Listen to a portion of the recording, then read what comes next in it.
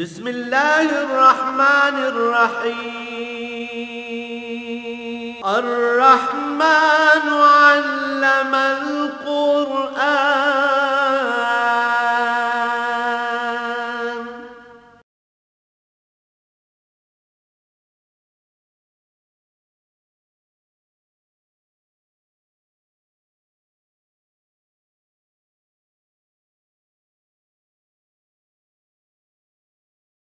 الحمد لله رب العالمين والصلاة والسلام على حبيبه محمد وآله وصحبه أجمعين.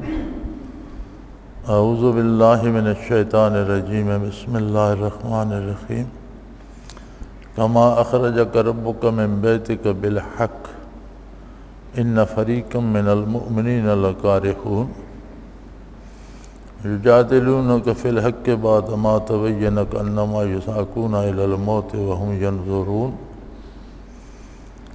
إذ يعدكم الله إحدى الطائفتين أنها لكم وتودون أن غير ذات الشوكة تكون لكم ويريد الله أن يحق الحق بكلماته ويقطع دابر الكافرين ليحق الحق ويبطل الباطل ولو كره المجرمون. اللهم سبحانك لا علم لنا إلا ما علمتنا إنك أنت العليم الحكيم. مولاي صل وسلم دائما أبدا على حبيبك خير الخلق كلهم.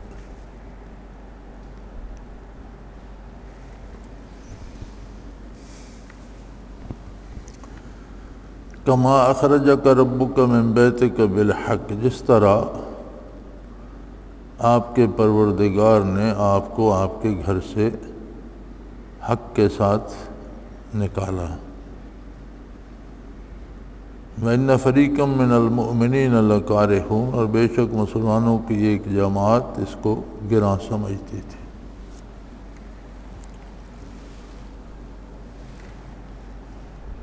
حضور اکرم صلی اللہ علیہ وآلہ وسلم کی مدنی حیات مبارکہ میں 84 کے قریب غزوات و سرایا ہیں. غزوات ان سفروں کو کہا گیا ہے جن کی قیادت خود حضور اکرم صلی اللہ علیہ وسلم نے کی، اور سریہ کی جمع سرایا ہے. سرایا ان کو کہا گیا ہے جن کی قیادت کسی خادم کے سپرد حضور اکرم صلی اللہ علیہ وسلم نے فرمائی. لیکن یہ یاد رکھنا چاہیے کہ یہ 84 غزوات و سرایا 84 جنگیں نہیں ہیں. جب بھی حضور اکرم صلی اللہ علیہ وسلم مدینہ منورہ سے باہر تشریف لے گئے اسے غزوہ کہا گیا. جب بھی کسی جماعت کی آپ صلی اللہ علیہ وسلم نے ذمہ داری لگائی باہر جانے کی اسے سریہ کہا گیا. وہ سفر خواہ دیکھ بھال کے لیے تھا، حفاظت کے لیے تھا، کافروں کی فوجوں کی نقل و حمل کو دیکھنے کے لیے تھا. تو جو سفر بھی مسلح ہو کر مدینہ منورہ سے باہر کیے گئے ان سب کو یا غزوات یا سرایا کا نام دیا گیا. لہذا یہ 84 جنگیں نہیں ہیں بلکہ جنگیں بہت تھوڑی ہیں، جن میں سب سے پہلی جنگ بدر ہے، غزوہ بدر ہے، احد ہے، خندق ہے، یہ جنگیں ہیں. غزوہ حنین ہے، فتح مکہ ہے، فتح خیبر ہے، یا یہود کے قبائل کا گھیراؤ کیا گیا. تو یہ جسے جنگ کہا جائے وہ 6، 7 یا 8 مقابلے بنتے ہیں. تو اس سے ایک تاثر پیدا ہوتا ہے کہ 84 غزوات و سرایا شاید 10 برس حضور جنگ ہی کرتے رہے، بلکہ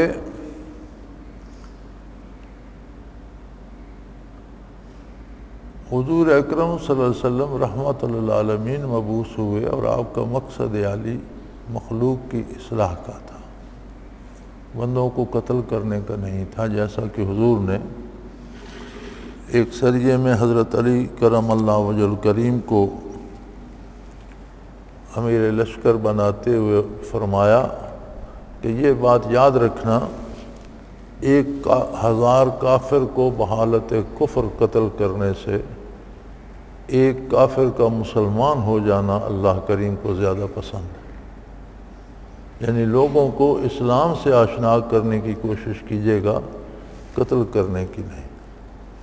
پھر جنگوں میں بھی حضور کے احکام موجود ہیں کہ جو تلوار نہ اٹھائے اس سے کوئی تعرض نہ کیا جائے، بوڑھے کو قتل نہ کیا جائے، بچے کو قتل نہ کیا جائے، عورتوں کو قتل نہ کیا جائے، اور جو لوگ اپنے مندروں، بت خانوں، بت قدوں میں بیٹھے ہیں انہیں نہ چھیڑا جائے، درخت نہ کاٹے جائیں، فصل نہ اجاڑے جائیں۔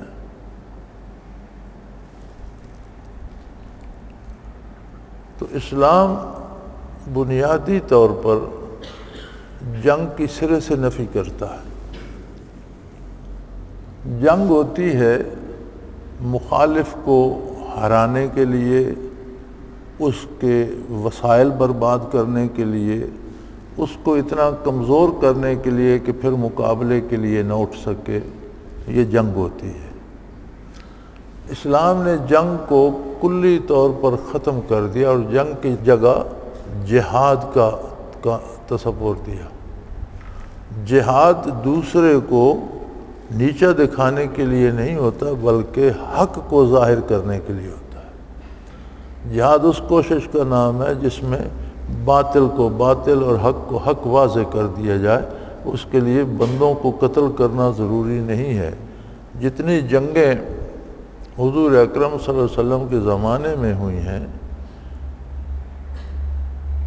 اور بڑے عظیم مارکے ہوئے ہیں، تو مقتولین کی تعداد مسلمانوں اور غیر مسلموں کو ملا کر کوئی 1000 سے کچھ اوپر بنتی ہے۔ کسی نے 8 لکھی ہے، کسی نے 14 لکھی ہے۔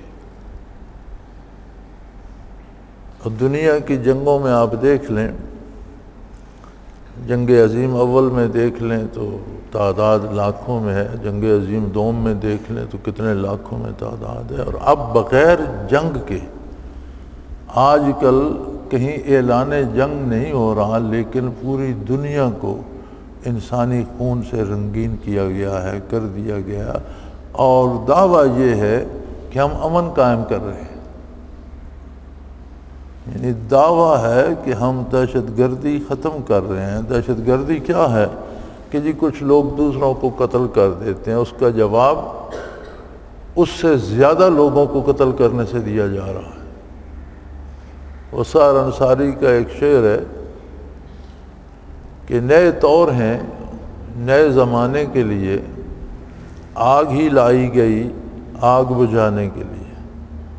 یعنی پہلے آگ لگی ہے، یہ مزید شعلے بھڑکا رہے ہیں کہ یہ پہلے والی آگ نیچے دب جائے گی۔ آگ تو دب جائے گی لیکن وہ گھر تو جل جائے گا۔ تو یہ جو اعتراض کرتے ہیں کہ اسلام بزور شمشیر پھیلا اور تلوار کے زور سے پھیلا، انہیں یہ سوچنا چاہیے کہ ایک تاریخی حقیقت یہ ہے کہ مسلمانوں نے اور اسلام نے کسی قوم، کسی قبیلے، کسی ملک پر چڑھائی نہیں کی۔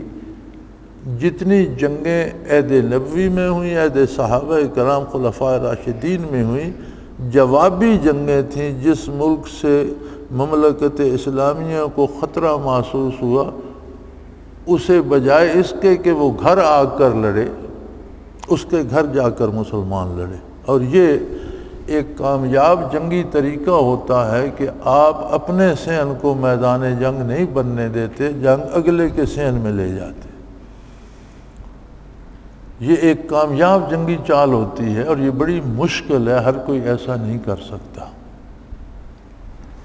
اب خدا نخواستہ ہم فرض کر لیتے ہیں، اللہ نہ کرے ایسا ہو، لیکن اگر ہندوستان اور پاکستان میں جنگ ہوتی ہے اور ہندوستان کی فوجیں پاکستان کے اندر آ کر لڑتی ہیں، تو جو ان کا نقصان ہوگا پاکستان کی جو فوجوں کا نقصان ہوگا اس کے ساتھ پاکستان کے سولین بھی مارے جائیں گے۔ لیکن اگر پاکستان ہمت کر کے جنگ کو بارڈر کے اس طرف لے جاتے ہیں اور لڑائی ادھر ہوتی ہے تو پھر وہ جو سویلین مریں گے وہ ان کے مریں گے، جو تباہی ہوگی ان کے علاقے کی ہوگی، شہر اجڑیں گے ان کے اجڑیں گے۔ تو یہ جنگی حکمت عملی مسلمانوں کی تھی۔ اور سب سے پہلی جنگ جسے غزوہ احد کہتے ہیں، اس کا سبب یہ بنا کہ اہل مکہ نے مشاورت کی کہ ہم نے تو سمجھا تھا کہ مسلمان مکہ سے نکل جائیں گے تو بات ختم ہو جائے گی اور کوئی ان کی بات نہیں سنے گا، لیکن یہ تو مدینہ جا کر ایسے بس گئے اور اس طرح سے پھیلنے لگے کہ اب تو پورے جزیرہ نما عرب میں ان کی بات سنی جانے لگی ہے، بلکہ یہ تو پوری دنیا میں بات پھیلانا چاہ رہے ہیں، تو اس کا سد باب کیا جائے۔ اس کے لیے انہوں نے مشورہ یہ کیا کہ جو سرمایہ جتنا کسی کے پاس ہے اسے تجارت پہ لگایا جائے،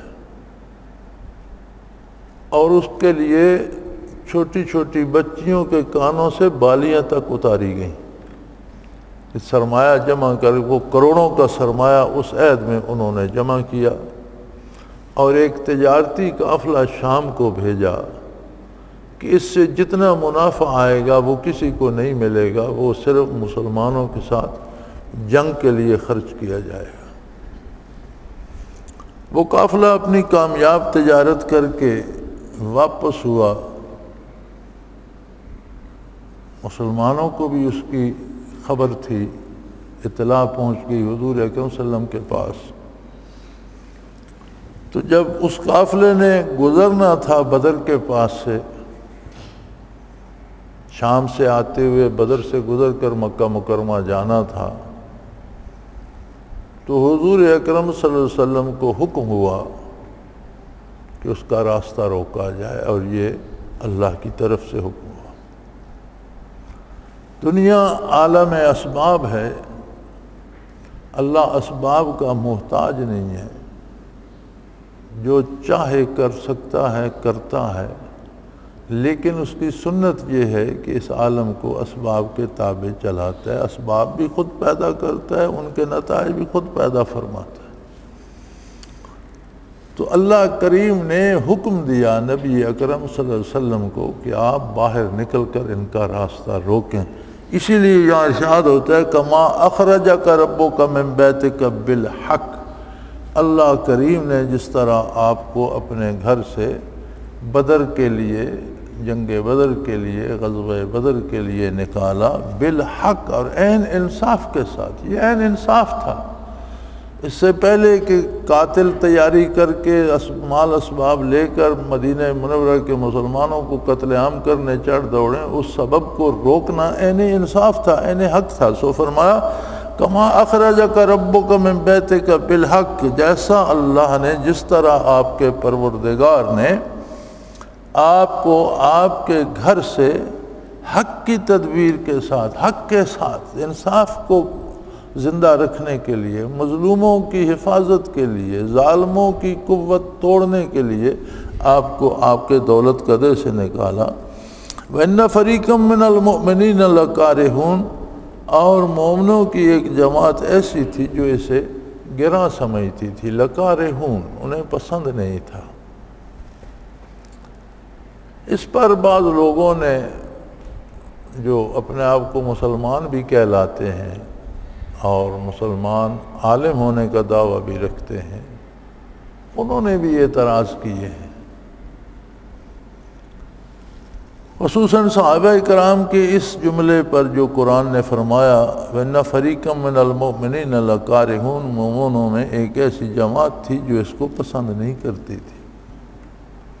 اس پر بڑے اعتراض کیے ہیں کہ جب حضور نے فرمایا جنگ ہوگی تو یہ جان بچاتے تھے یا معاذ اللہ ڈرتے تھے یا یہ تھا وہ تھا، یہ ساری باتیں فضول ہیں۔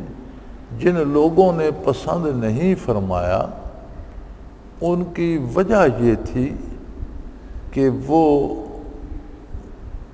محبت کرتے تھے اپنے نبی سے اور ٹوٹ کر محبت کرتے تھے۔ وہ سمجھتے تھے کہ اگر ہم مٹھی بھر لوگوں کے ساتھ نبی کریم صلی اللہ علیہ وسلم کو لے کر اہل مکہ کے مقابلے میں چلے گئے تو وہ ایک بڑا لشکر لے آئیں گے جو مسلح بھی ہوگا، جنگجو بھی ہوں گے، تعداد بھی زیادہ ہوگی، تو ایسا نہ ہو کہ حضور اکرم صلی اللہ علیہ وسلم کی ذات گرامی کو نقصان پہنچائے۔ اگر ایسا ہو گیا تو یہ مشن محمدی جو اللہ نے کائنات کے لیے مبعوث فرمایا ہے حضور کو، یہ تو یہیں ٹھپ ہو جائے گا۔ اور اس رائے کی تائید خود نبی کریم صلی اللہ علیہ وسلم نے بدر میں دعا فرماتے ہوئے فرمائی اور فرمایا یا اللہ اگر یہ لوگ آج یہاں مارے گئے تو قیامت تک کوئی تیرا نام لینے والا نہیں ہوگا۔ وہ کما قال رسول اللہ صلی اللہ علیہ وسلم، آپ کے ارشاد کا مفہوم یہ ہے کہ اگر یہ لوگ، میں فرمایا میں سارے کا سارا اسلام لے آیا ہوں، یہ 313 بندے نہیں ہیں۔ اب جن بندوں کو اللہ کا نبی مجسم اسلام کہہ رہا ہے،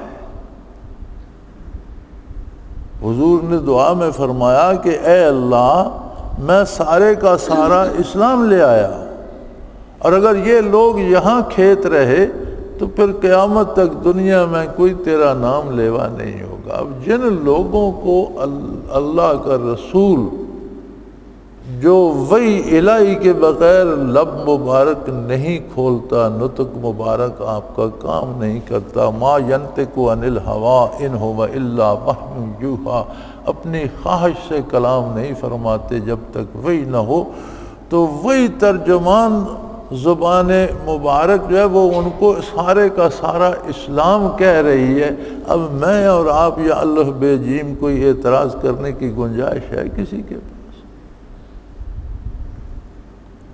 وہ بہت خوب لکھا ہے کسی نے کہ کسی کا کوئی محبوب ہو، وہ کسی سے محبت کرتا ہو، حقیقی محبت ہو، اور اس کی جان کو خطرہ ہو اور وہ اسے وہاں جانے سے روکے کہ وہاں جاؤ گے میری جان تو تمہیں خطرہ ہے، کاش ان معترضین کا کوئی محبوب ہوتا، اس کی جان کو خطرہ ہوتا، پھر انہیں وہ کیفیت سمجھ آتی کہ صحابہ کرام کیوں اس بات کو پسند نہیں فرماتے تھے کہ مبادا ایسا نہ ہو کہ حضور علی صلی اللہ علیہ وسلم کو کوئی گزند پہنچ جائے، اگر آپ شہید ہو جاتے ہیں تو یہ مشن یہیں ختم ہو جائے گا، جس کے لیے ہجرت کی گئی، جس کے لیے تکالیف اٹھائی گئی، جس کے لیے 13 سال مکہ مکرمہ میں جہان بھر کے دکھ برداشت کیے، وہ تو وہی ختم ہو جائے گا، پھر اس سارے کا کیا حاصل؟ حتیٰ کہ وہ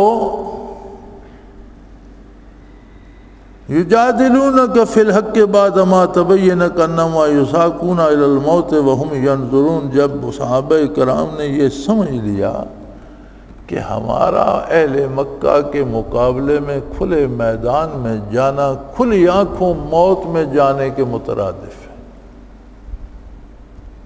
تو حضور صلی اللہ علیہ وسلم سے وہ بحث کرتے تھے، عرض کرتے تھے کہ اے حبیب کبریا یہ رزق نہ لیا جائے، آپ تشریف نہ لے جائیں۔ یہ تو کسی نے نہیں کہا کہ آپ جائیں گے تو میں گھر بیٹھوں گا، بلکہ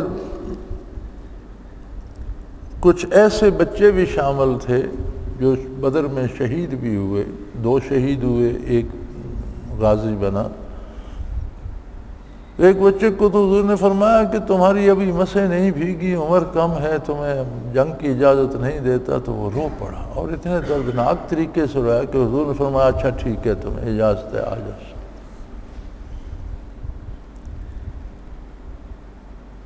دوسرا ایک آیا، آپ نے منع کیا، اس نے بڑا اصرار کیا، بڑی منتیں کی، اللہ کے رسول مجھ پر کرم فرمائیے۔ اس کے والد نے اسے روکا تو اس نے والد سے کہا کہ ابا آپ مجھے جنت میں جاتا ہوا نہیں دیکھ سکتے، کیوں مجھے جنت کے راستے سے روکتے ہیں؟ حضور نے اسے بھی اجازت دے دی۔ جب تیسرا آیا تو وہ ان دونوں سے ذرا کمزور تھا، اس نے بھی اصرار کیا تو حضور نے فرمایا بھائی نہیں۔ اس نے کہا یا رسول اللہ یہ جیسے آپ نے اجازت دی ہے میں اسے کشتی میں گرا سکتا ہوں، میں اس سے تکڑا ہوں۔ آپ نے فرمایا اچھا کشتی کرو۔ جب وہ کشتی کرنے لگے تو اس نے اس کے کان میں کہا کہ میں جانتا ہوں تو مجھ سے تکڑا ہے، پر مجھے گرانا نہیں، مجھ سے گر جانا کہ مجھے اجازت مل جائے جہاد پر جانے کی۔ یعنی ذوق شہادت جو تھا اس کا یہ عالم تھا، بچوں نوجوانوں کا بھی اور سب کا، کہ ذوق شہادت سے اور پھر انہی دو بچوں نے ابو جہل کو قتل کیا تھا، ان میں سے ایک خود بھی شہید ہو گیا اور دوسرا غازی بنا، اور یہی ابو جہل کے قاتل تھے۔ میدان بدر میں انہوں نے ایک صحابی سے پوچھا کیا چچا جان ابو جہل کون ہے؟ سنا ہے وہ نبی کریم صلی اللہ علیہ وسلم کی توہین کرتے۔ اس نے کہا بھتیجو تم ابو جہل کو جان کر کیا کہوں گا، مقابلہ کریں گے، دیکھیں گے کہاں تک جاتا ہے۔ تو وہ کہتے ہیں میں حیران ہو گیا، یہ نوعمر بچے ہیں، 12 14 15 سال کے، یہ کیا کریں گے؟ ابو جہل ایک شاطر جنگجو پرانا جرنیل ہے، لیکن تب تک ابو جہل گھوڑے پہ نظر آیا تو میں نے انہیں دکھایا کہ وہ ابو جہل ہے۔ وہ فرماتے ہیں وہ باز کی طرح جھپٹے اس پر، لڑے اس سے، ان میں سے ایک شہید ہو گیا لیکن ان دونوں نے اسے مار گرایا گھوڑے سے۔ تو بحث کس بات پہ کرتے تھے؟ وہ دیکھتے تھے کہ یہ اہل مکہ کے مقابلے میں اس بے سر و سامانی میں جانا کہ 313 تو کل مجاہد تیار ہو سکے جو افرادی قوت تھی، ان کے پاس 70 گھوڑے تھے،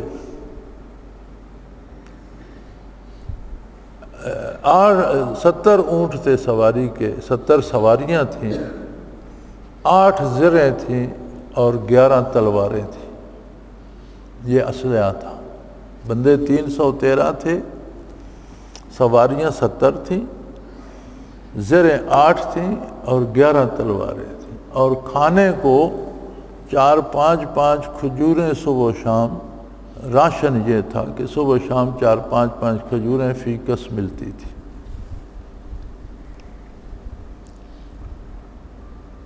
یہ جنگ رمضان المبارک میں ہوئی، اور حضور نے جنگ کے دن افطاری کا حکم دیا کہ آج روزہ نہ رکھو، جو شہید ہو گیا وہ جنت میں جائے گا، جو غازی بنا وہ بعد میں قضا کر لے گا، لیکن آج عین دوران جنگ روزہ نہ رکھے۔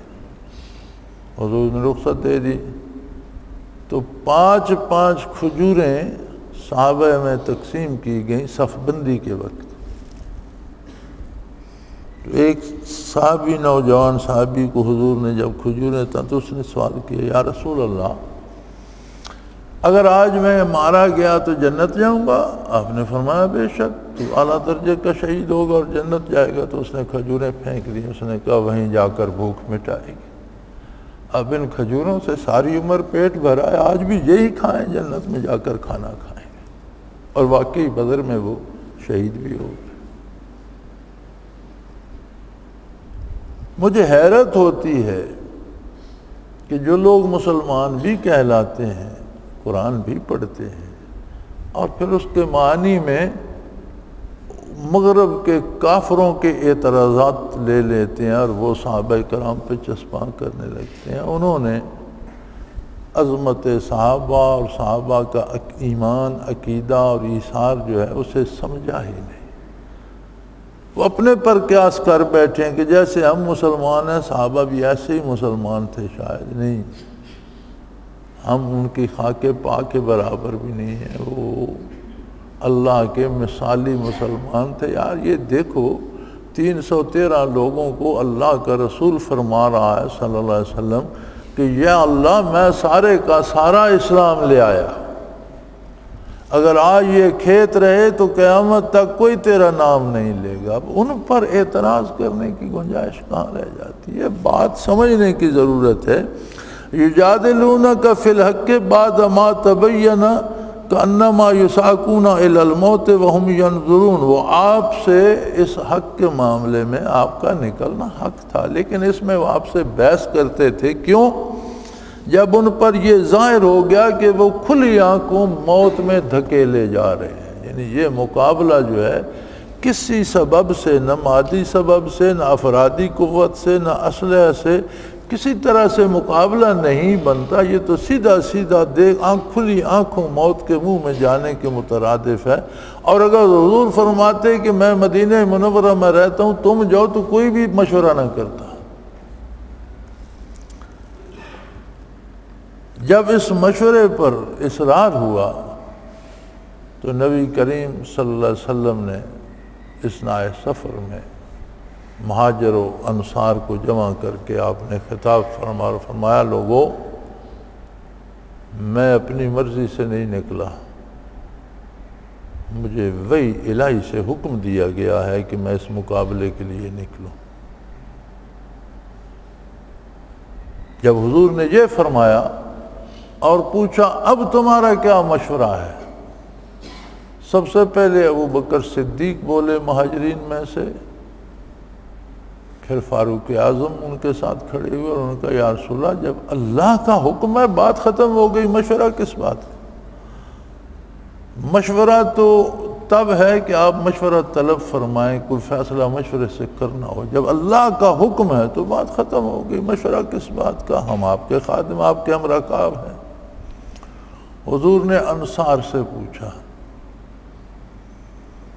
ایک انصاری نے کھڑے ہو کر فرمایا، عرض کیا یا رسول اللہ، ہم موسیٰ علیہ السلام کی امتوں کی طرح نہیں کہیں گے فَاذْهَبْ أَنْتَ وَرَبُّكَ فَقَاتِلَا، جب آپ جائیں اور آپ کا پروردگار اور لڑیں، اِنَّا هَاهُنَا قَاعِدُونَ، ہم یہاں بیٹھے ہیں، یہ جملہ ہم نہیں کہیں گے، آپ جہاں جائیں گے ہم آپ کی خدمت میں حاضر ہیں اور لڑیں گے۔ حضرت سعد بن معاذ رضی اللہ تعالیٰ عنہ انصار کے سردار تھے، وہ کھڑے ہوئے اور انہوں نے کہا یا رسول اللہ، جب ہم آپ پر ایمان لائے تو ہمیں یہ روز روشن کی طرح واضح تھا کہ دنیا کا سارا کفر ہمارے خلاف ہو جائے گا۔ اب ہم آپ کی خدمت میں حاضر ہیں، آپ اگر سمندر میں گھوڑے دوڑا دیں تو ہم رکاب پائیں گے، آپ برق الغماد تک چلے جائیں، ہم آپ کے ساتھ جائیں گے، جہاں آپ ہوں گے آپ سے پہلے ہم اپنی جان پیش کریں گے۔ مشورے کی بات گزر گئی، جب اللہ کا حکم ہے مشورہ ختم ہو گیا۔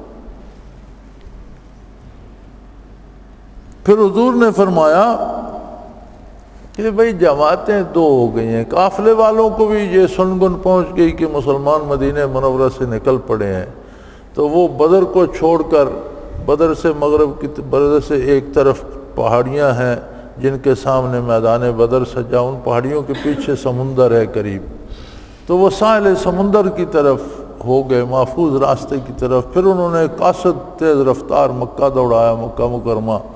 اس نے مشرکین مکہ کو کہا کہ قافلے کو بڑا خطرہ ہے، وہ بڑے تیار ہوئے، انہوں نے 1000 کا لشکر جرار تیار کیا، جو بڑے مانے ہوئے جنگجو جوان تھے، اور بڑے بڑے قریش کے سردار جو جرنیل تھے وہ بھی ساتھ ہو گئے۔ 1000 کا لشکر جرار، بے شمار اسلحہ، گھوڑے، اونٹ، کھانے کے لیے خوراک، سارا انتظام کر کے وہ نکل پڑے۔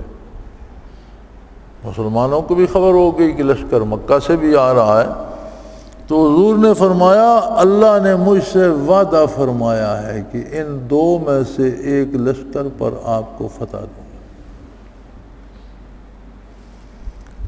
اذ یعدکم اللہ احدی الطائفتین انہا لکم، جب اللہ نے آپ سے وعدہ کر دیا کہ ان دو لشکروں میں سے ایک پر آپ کو فتح ہوگی، ایک لشکر تمہارے قابو آ جائے گا، تمہارے ہاتھ آ جائے گا، تو تودون ان غیر ذات الشوکۃ تکون لکم، تو تب بھی صحابہ کرام کا خیال یہ تھا کہ قافلہ ہاتھ آ جائے جو کم مسلح ہے، غیر ذات الشوکہ، اس کے ساتھ بھی خالی نہیں تھا قافلہ بھی، اس کے ساتھ بھی 70 مسلح سوار تھے اس کی نگرانی کے لیے، لیکن یہ صحابہ 313 تھے، وہ 70 تھے، عددی قوت زیادہ تھی، تو ارادہ یہ صحابہ کا دل یہ چاہتا تھا، تم چاہتے تھے کہ جو بغیر اسلحہ وغیرہ کے وہ تمہارے ہاتھ آ جائے، لیکن وَيُرِيدُ اللَّهُ أَن يُحِقَّ الْحَقَّ بِكَلِمَاتِهِ، لیکن اللہ جل شانہ یہ چاہتے تھے کہ حق کو اپنے فرمان سے قائم کر دیں اور دنیا کو دکھا دیں کہ غالب حق ہوتا ہے اور باطل مغلوب ہوتا ہے، خواہ اس کے پاس جتنے وسائل ہوں، دنیاوی اسباب ہوں، شان و شوکت ہو، لیکن فتح حق کی ہوتی ہے۔ اللہ یہ بات ظاہر کرنا چاہتے ہیں۔ وَيَقْطَعَ دَابِرَ الْكَافِرِينَ، اور اللہ یہ چاہتا تھا کہ کافروں کی جڑ ہی کاٹ دے۔ ان کا جو زوم ہے اور یہ روز جو اپنے تکبر میں مبتلا ہوتے ہیں، ان کو ایسا ذلیل کیا جائے کہ ان کے دعوے کی جڑ ہی کٹ جائے اور پوری دنیا دیکھ لے کہ حق کس کے ساتھ ہے، تاکہ لوگ جو ہیں ان کو دین نصیب ہو، اسلام نصیب ہو، وہ اسلام کی طرف مائل ہوں۔ اور جو روب اہل مکہ کا ہے، چونکہ عرب کے بے شمار قبائل اس انتظار میں تھے کہ دیکھیں ان دونوں میں سے کون غالب آتا ہے، اور وہ یہ عرب اس معاملے میں بڑے دانا لوگ تھے۔ وہ کہتے تھے اگر حضور واقعی سچے نبی ہیں تو یقیناً غالب آئیں گے، اور اگر معاذ اللہ ان کا دعویٰ محض شہرت حاصل کرنے کا ہے تو پھر اہل مکہ کے ہاتھوں قتل ہو جائیں گے۔ تو یہ مقابلہ ایک دفعہ دیکھ لیں، اگر اہل مکہ کو شکست ہوتی ہے تو یہ دلیل ہے کہ حضور سچے نبی ہیں، پھر آپ کی خدمت میں حاضر ہونا چاہیے۔ تو اللہ نے فرمایا، اللہ اس جب ہر بات کو جانتا ہے، اللہ نے فرمایا یرید اللہ ان یحق الحق بکلمات، اللہ چاہتا تھا کہ اپنے فرمان سے حق کو فاتح کرے، واضح کر دے اور کافروں کی جڑ کاٹ دے، ان کی شان و شوکت خاک میں ملا دے۔ جب حضور اکرم صلی اللہ علیہ وسلم نے یہ خبر صحابہ کو دی تو آپ نے بدر میں وہ جگہیں دکھلائیں۔ تفاسیر میں یہ ملتا ہے کہ حضور نے ایک ایک کافر کے قتل کی جگہ فرمایا، یہاں وہ کافر قتل ہوگا، یہاں فلاں کافر قتل ہوگا، یہاں فلاں کافر قتل ہوگا، یہاں فلاں سردار مارا جائے گا، اس جگہ فلاں قتل ہوگا۔ اور جنگ کے بعد صحابہ کرام نے دیکھا کہ ان کے لاشیں انہی جگہوں پر پڑے تھے جن کی حضور نے باذن الہی خبر دی تھی، چونکہ اللہ نے حضور کو خبر دے دی تھی کہ آپ کو فتح ہوگی۔ اور ان کے چوٹی کے لوگ مکہ کے چیدہ چیدہ شاہ سوار جوان اور سرداروں میں سے 70 کھیت رہے اور 70 قید ہو گئے مسلمانوں کے ہاتھوں۔ تو جو اطلاع دینے گیا تھا مکہ مکرمہ، عربوں کا ایک قاعدہ تھا، اس نے پہلے تو اپنی قمیض الٹی کی، پھر قمیض کا گریبان پھاڑ دیا، پھر اپنی سانڈنی کا ناک اس طرح سے چیر دیے، اس کی ناک کو چیر دیا، اور پھر الٹی طرف پیچھے کی طرف منہ کر کے بیٹھ گیا شہر میں داخل ہونے سے پہلے، اور بڑا شور کیا، مکہ والو تم برباد ہو گئے ہو، فلاں بھی مارا گیا، فلاں بھی مارا گیا، فلاں بھی مارا گیا، فلاں بھی مارا۔ 70 نام تو اس نے مرنے والوں کے گنے، 70 قیدیوں کے گنے، تو پورے مکہ مکرمہ میں کوہرام مچ گیا، کوئی گھر ایسا نہیں تھا جہاں سے شور نہیں اٹھ رہا تھا۔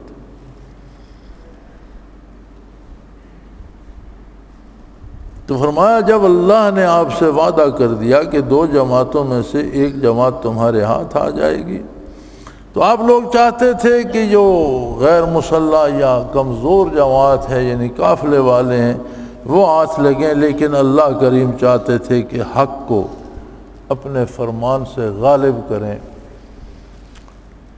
اور باطل کا باطل ہونا عملت ثابت فرما دیں۔ وَلَوْ كَرِهَ الْمُجْرِمُونَ، خواہ آپ کے دشمن اس سے ناخوشی ہوں، خواہ مجرموں کو اس سے دکھ ہی ہو، خواہ نافرمانوں کو یہ بات پسند نہ آئے۔ اور یہ عجیب بات ہے کہ 313 بندے جن کے پاس کل 70 سواریاں ہیں اور ان کے پاس 8 زریں اور 11 تلواریں ہیں، وہ ایک لشکر جرار جو آزمودہ کار جنگجوؤں کا ہے، اسلحہ بھی وافر ہے، راشن بھی وافر ہے، کس طرح اس سے لڑیں؟ استستغیثون ربکم فاستجاب لکم، فرمایا جب آپ صلی اللہ علیہ وسلم اپنے پروردگار سے دعا فرما رہے تھے۔ دعا مومن کا، حضور کا حکم ہے، مومن کا بہت بڑا ہتھیار ہے۔ آپ صلی اللہ علیہ وسلم نے پھر وہی میں جو پہلے عرض کر چکا ہوں میدان بدر میں، عریش بدر میں، وہی دعا فرمائی کہ یا اللہ یہ 313 سارے کا سارا اسلام ہے، میرا سارا سرمایہ ہے، ان کی مدد فرما، اگر یہ کھیت رہے تو قیامت تک فلن تو بد ابدا، کبھی کوئی تیری عبادت نہیں کر پائے گا۔ اور آپ نے اس الہا و زاری سے دعا فرمائی، ایک یہ سلوٹ سے کاٹ کر اس کا ایک چھپر بنا دیا گیا تھا جسے عریش بدر کہتے ہیں، عریش چھپر کو کہتے ہیں، جگی کہہ لیں آپ، تو بدر میں وہ چھپر سا بنا۔ اب وہاں بدر میں بہت شاندار مسجد ہے جہاں عریش بدر تھا، تو وہاں آپ دعا فرما رہے تھے، حتیٰ کہ دوش مبارک سے ایک طرف سے چادر مبارک گر گئے، اور سیدنا ابو بکر صدیق خدمت عالی میں حاضر تھے۔ آپ نے عرض کی یا رسول اللہ بس کیجئے، اللہ نے آپ کی دعا سن لی ہے، آپ اس قدر اللہ اوزاری اور اس قدر نہ کریں، اب بس کر دیں، آپ نے دعا کر دی، یہ کام ہو گیا۔ اِذْ تَسْتَغِیثُونَ رَبَّکُمْ، جب آپ صلی اللہ علیہ وسلم اپنے پروردگار سے دعا فرما رہے تھے، فَاسْتَجَابَ لَكُمْ، اس نے آپ کی دعا قبول فرما لی۔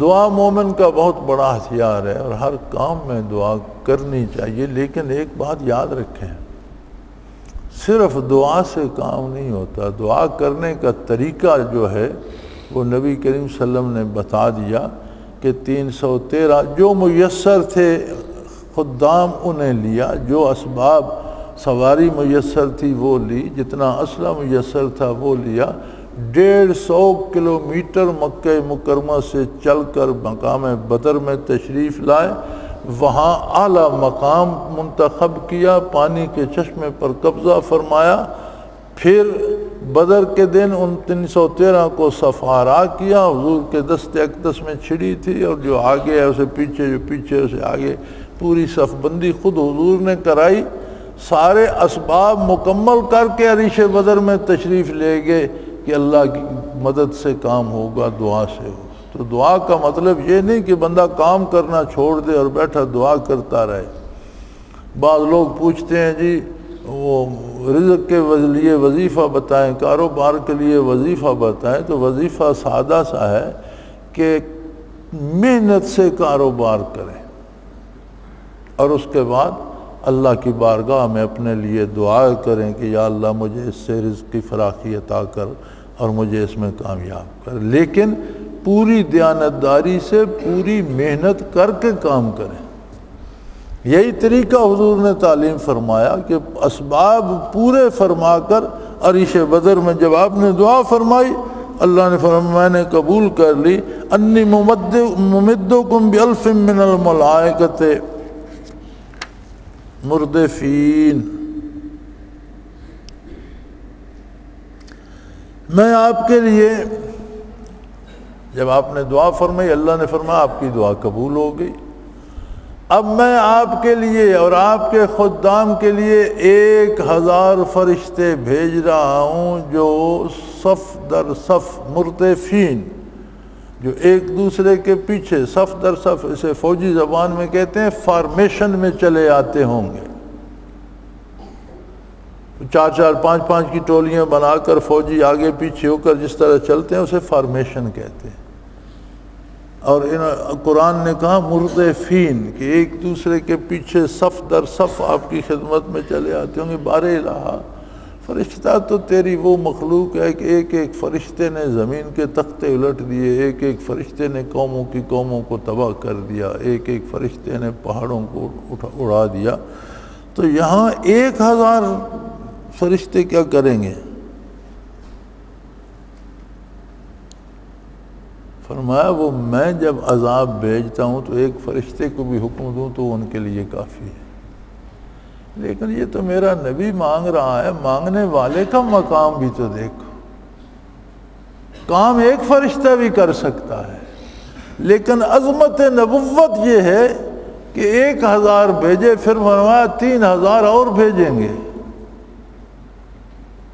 کہ جو ہاتھ مبارک دعا کے لیے اٹھے ہیں ان کی عظمت کے لیے، ان کی شان بتانے کے لیے، ان کا مقام بتانے کے لیے میں نے 1000 فرشتہ بھیج دیا، پھر میں نے کہا مزید 3000 اور بھیجیں گے۔ وَمَا جَعَلَهُ اللَّهُ إِلَّا بُشْرَىٰ وَلِتَطْمَئِنَّ بِهِ قُلُوبُكُمْ وَمَا النَّصْرُ إِلَّا مِنْ عِندِ اللَّهِ إِنَّ اللَّهَ عَزِيزٌ حَكِيمٌ۔ اور یہ نزول ملائکہ جو تھا، فرشتوں کا آنا جو تھا، یہ تو آپ کے لیے فرشتوں کا آنا ہی جیت کی خوشخبری ہو گیا، خوشخبری کی ضمانت ہو گئی، جیت کی ضمانت ہو گئی، فتح کی ضمانت ہو گئی۔ وَلِتَطْمَئِنَّ بِهِ قُلُوبُكُمْ، اور تاکہ ان سے تمہارے دل قرار پکڑیں۔ اصل جو بات ہے ایمان اور اسلام کی وہ ہے کہ دل اس بات پہ جم جائے، قرار پکڑے۔ جتنی عبادات ہیں ان کا اصل کیا ہے؟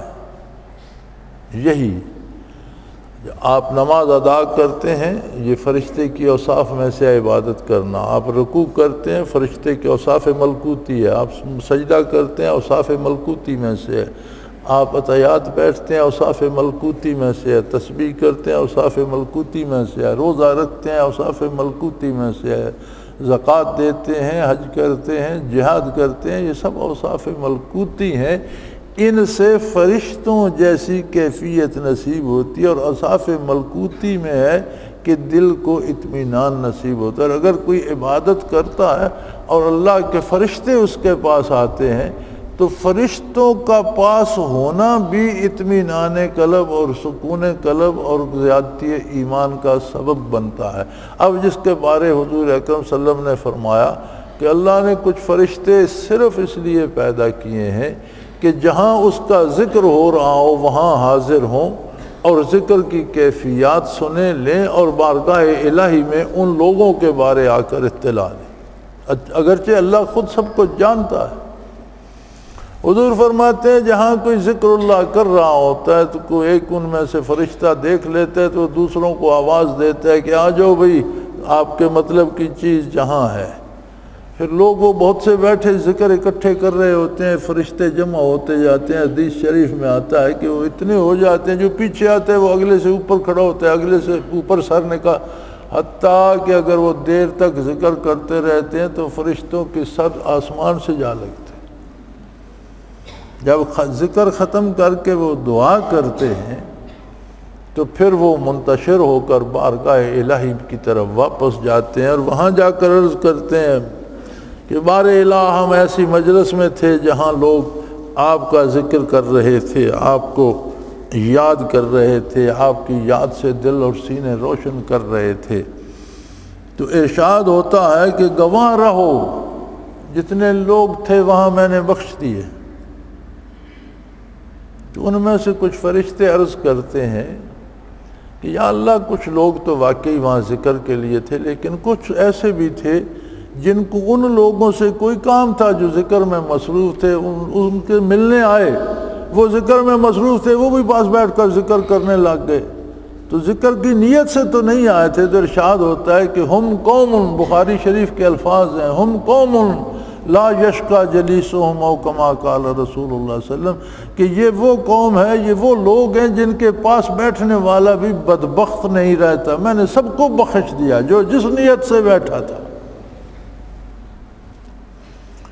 تو ذکر قلبی میں ملائکہ کا نزول ہوتا ہے، وہ وہاں جمع ہوتے ہیں اور اس کے نتیجے میں اطمینان قلبی نصیب ہوتا ہے، یعنی قلب ارشادات نبوی پہ جم جاتا ہے۔ اطمینان قلبی کسے کہتے ہیں؟ کہ ارشادات نبوی پہ جم جائے، آخرت کو، قرآن کو، فرشتوں کو، ضرورات دین کو خلوص قلب سے تسلیم کر لے۔ تو فرمایا یہ فرشتوں کا نزول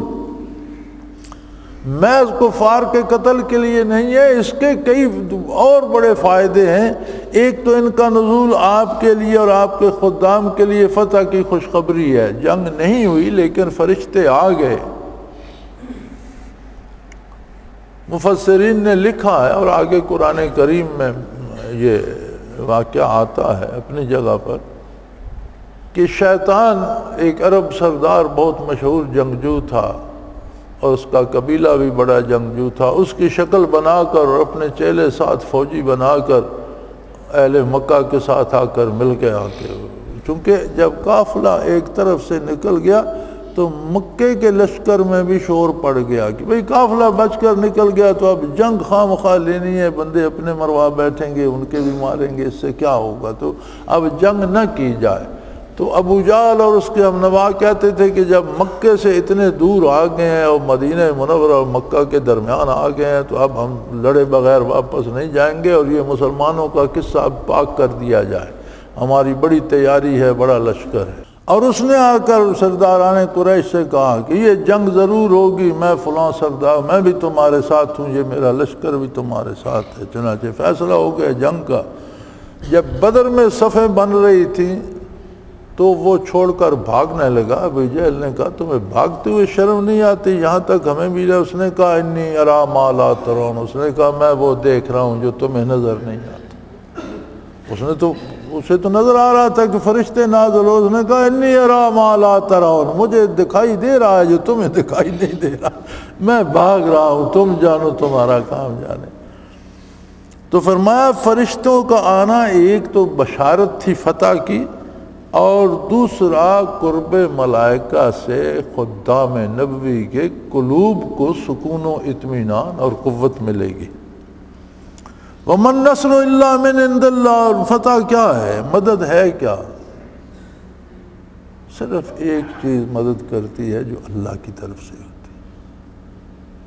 یہ جو مخلوق بھٹکتی رہتی ہے ساری عمر، فلاں میری مدد کرے گا، فلاں میری مدد کرے گا، فلاں پیر کرے گا، فلاں مولوی کرے گا، فلاں جادوگر کرے گا، فلاں سیاستدان کرے گا، اور اس میں عمریں کھپا دیتے ہیں، یہ سب دھوکہ ہے، اپنے آپ سے جھوٹ بولنے کے مترادف ہے۔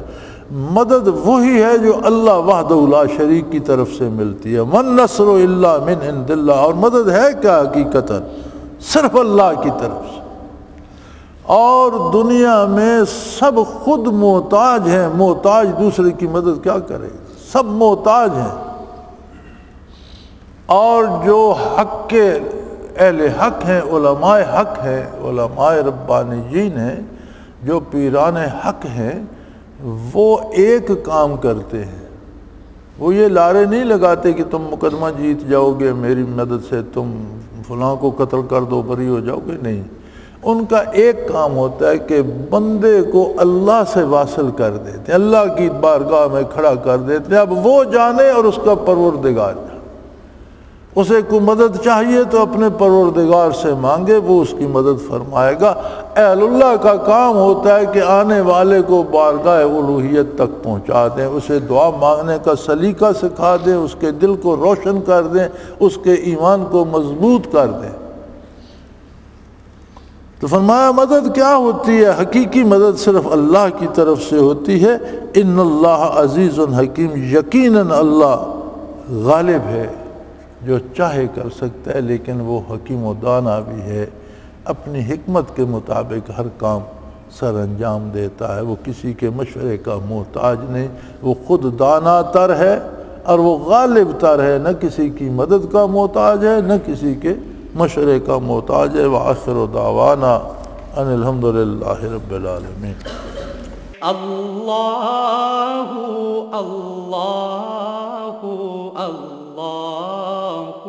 اللہ اللہ اللہ اللہ اللہ اللہ۔ حضرت امیر محمد اکرم آوان مد ظلہ العالی دارالعرفان منارہ ضلع چکوال میں سالہ سال سے قرآن و حدیث کے اوپر خطابات کر رہے ہیں اور سلسلہ نقشبندیہ اویسیہ کے مطابق لوگوں کو ذکر الہی کی تربیت دے رہے ہیں۔ وہ قرآن پاک کی تفسیر ترتیب وار بیان کر رہے ہیں۔ تفسیر قرآن کو وہ موجودہ ملکی اور بین الاقوامی حالات کے مطابق بیان کرتے ہیں۔ موٹر وے سے کلر کہار کے انٹرچینج سے نکلتے ہوئے، کلر کہار کی جھیل سے ہوتے ہوئے، میانی، بوچھال اور نور پور سے گزرتے ہوئے دارالعرفان منارہ پہنچ سکتے ہیں۔ حضرت امیر محمد اکرم آوان نے بچیوں اور بچوں کی دینی اور دنیاوی تعلیم کے لیے سقارہ اکیڈمی کے نام سے ایک درسگاہ بھی قائم کی ہے، جس کا افتتاح ملک پاکستان کے صدر جنرل محمد ضیاء الحق نے اپنے دست مبارک سے کیا تھا۔ وہ تمام احباب جو اسلام کی طلب رکھتے ہیں ان سے گزارش ہے کہ دارالعرفان منارہ ضلع چکوال میں امیر محمد اکرم آبان صاحب کے خطابات سے مستفید ہوں۔ وہ ہر جمعے کو نماز سے پہلے بیان فرماتے ہیں۔ ہر ماہ کی پہلی اتوار کو ماہانہ اجتماع ہوتا ہے جس میں آپ خصوصی خطاب فرماتے ہیں اور پاکستان کے چاروں صوبوں سے احباب اس اجتماع میں شرکت کرتے ہیں۔ اس کے علاوہ یہاں سال میں 2 مرکزی اجتماعات بھی ہوتے ہیں، ایک رمضان المبارک میں اعتکاف کا اجتماع اور دوسرا جولائی اور اگست میں 40 دن کا اجتماع ہوتا ہے جس میں روحانی تربیت کی جاتی ہے۔ اپنا خون سیماب دے کر اتنا ہم کر جائیں گے، نام آقا کا چمن میں پھر رقم کر جائیں گے۔